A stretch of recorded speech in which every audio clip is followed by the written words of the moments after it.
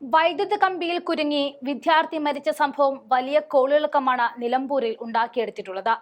UDF ശക്തമായി തന്നെ പ്രതികരിക്കുകയാണ്. ഈ വിഷയത്തിൽ ആഞ്ഞടിക്കുന്ന പ്രതിപക്ഷ നേതാവിന്റെ വീഡിയോ സാമൂഹ്യ മാധ്യമങ്ങളിൽ ഇപ്പോൾ നിറയുകയും ചെയ്തിട്ടുണ്ട്. പഞ്ചായത്ത് നിസ്സഹായരാണെന്നും പോലീസും ഫോറസ്റ്റ് ഉദ്യോഗസ്ഥരും KSEB ഒക്കെയാണ് ഇതിന് ഉത്തരവാദിയെന്നുമാണ് പറയുന്നത്. കൂടാതെ കുട്ടി മരണപ്പെട്ട സംഭവത്തിന് പിന്നിൽ ഗൂഢാലോചനയുണ്ടെന്ന് പറഞ്ഞ വനം വകുപ്പ് മന്ത്രിയോട് അനാവശ്യമായ ആരോപണങ്ങൾ ഉന്നയിക്കുന്നത് എന്തിന്, പറ്റില്ലെങ്കിൽ നിർത്തിപ്പോകണമെന്നൊക്കെ പറയുന്നുണ്ട്. കൂടാതെ UDFിലേക്ക് വഴിതിരിച്ചു വിടാനുള്ള LDF ശ്രമത്തെ പാലക്കാട് നീലപ്പെട്ടി പോലെയാണെന്നും നീലപ്പെട്ടിയുടെ പൊടി പോലുമില്ല ഇപ്പോൾ കണ്ടുപിടിക്കാനുമെന്നും സതീശൻ പറഞ്ഞു.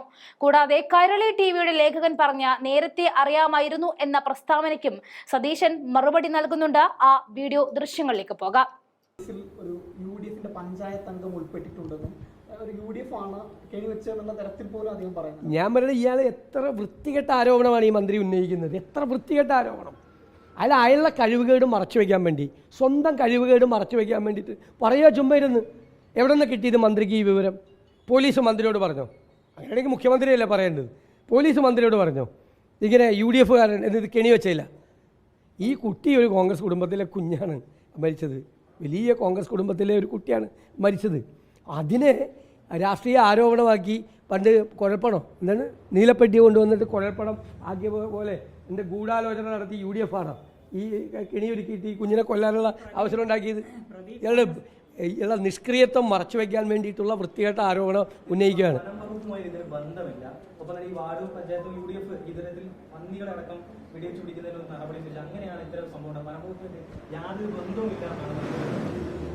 എന്നാൽ പിന്നെ മന്ത്രി എന്തിനാണ് ഇങ്ങനെ സംസാരിക്കാൻ പോയത്? വനം വകുപ്പിനും ബന്ധമില്ലെങ്കിൽ മന്ത്രി എന്തിനാണ് ഇതിൽ ഗൂഢാലോചന ഉന്നയിച്ചത്? എന്ത് വിവരത്തിൻ്റെ അടിസ്ഥാനത്തിലാണ് അയാൾ ഈ ഗൂഢാലോചന ഉന്നയിച്ചത്? എന്തിനാണ് ഇദ്ദേഹം കയറിയിട്ട് സംസാരിക്കുന്നത്?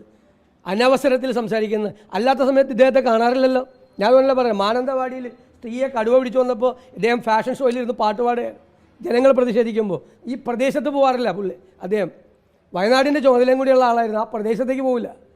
എത്ര പേരെയാണ് ആന ചവിട്ടിക്കൊന്നത്, കടുവ കടിച്ചു കൊണ്ടുപോയത്, തല കടിച്ചു കൊന്നത്, എത്ര പേരെയാണ് ഈ വർഷം തുടങ്ങിയിട്ട് എത്ര സംഭവങ്ങളായി. അപ്പോൾ എന്നും പ്രതികരിക്കാത്ത ആൾ ഇപ്പോൾ വനം വകുപ്പിനില്ലെങ്കിൽ വനം വകുപ്പും ഉണ്ടായിരുന്നാൽ പോരെ? വനം വകുപ്പിന് ഇതിൻ്റെ അകത്ത് പങ്കില്ലെങ്കിൽ വനം വകുപ്പും ഉണ്ടായിരുന്നാൽ പോരെ?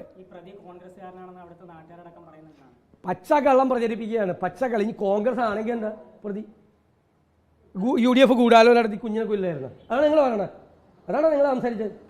UDF ഗൂഢാലോചന നടത്തി ഈ കുഞ്ഞിനെ കൊല്ലായിരുന്നു എന്നാണ്.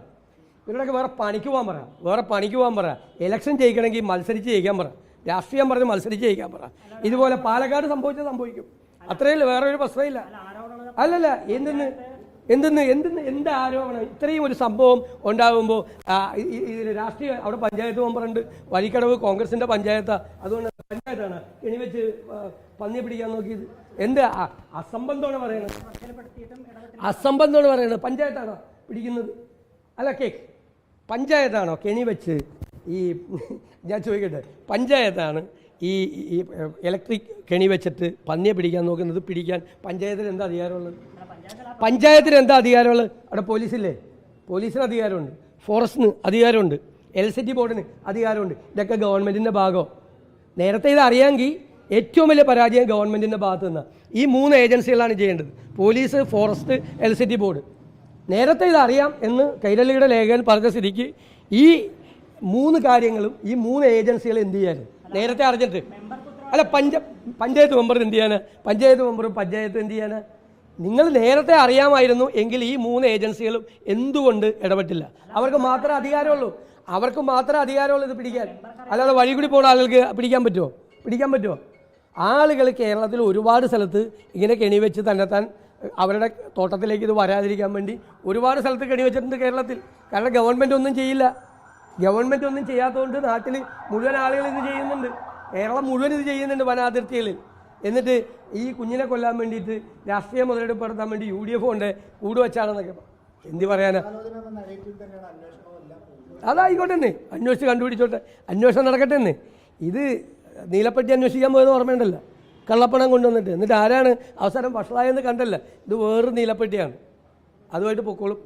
അതുമായിട്ട് പോയവരെ പൊടി പോലും കണ്ടിട്ടില്ല, പോയ വഴിക്ക് പുല്ല് പോലും മുളച്ചിട്ടില്ല, ഓടിയ വഴിക്ക് ഈ നീലപ്പെട്ടിയായിട്ട് വന്നവരുടെ. അതുപോലെ തന്നെ ഇലക്ഷൻ എടുക്കുമ്പോൾ ഈ തേർഡ് റേറ്റ്, 3ാം കിട ആരോപണങ്ങൾ ഉന്നയിക്കുകയാണ്. മൂന്നാം കട അതൊരു മന്ത്രി ഉന്നയിച്ചു എന്നതോർത്തിട്ട് ഞാൻ ലജ്ജിക്കുന്നു.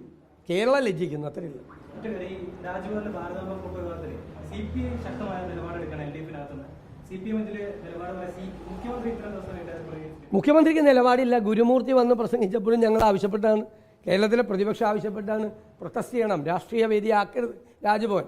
അതിനുള്ള ധൈര്യം മുഖ്യമന്ത്രിക്കില്ല. പ്രശ്നം ഞാൻ പറഞ്ഞ 3 കാര്യങ്ങൾ: ഒന്ന് ഗുരുമൂർത്തിയുടെ വിഷയം, 2 ഈ ഭാരതാംബയുടെ വിഷയം, 3 ഹൈവേയുടെ വിഷയം. അവിടെയെല്ലാം പഞ്ചപുച്ഛമടക്കി ഗവർണറുടെ മുമ്പിലും ദേശീയ BJP നേതൃത്വത്തിന് മുമ്പിൽ നിൽക്കുകയാണ് ഗവൺമെൻറ്.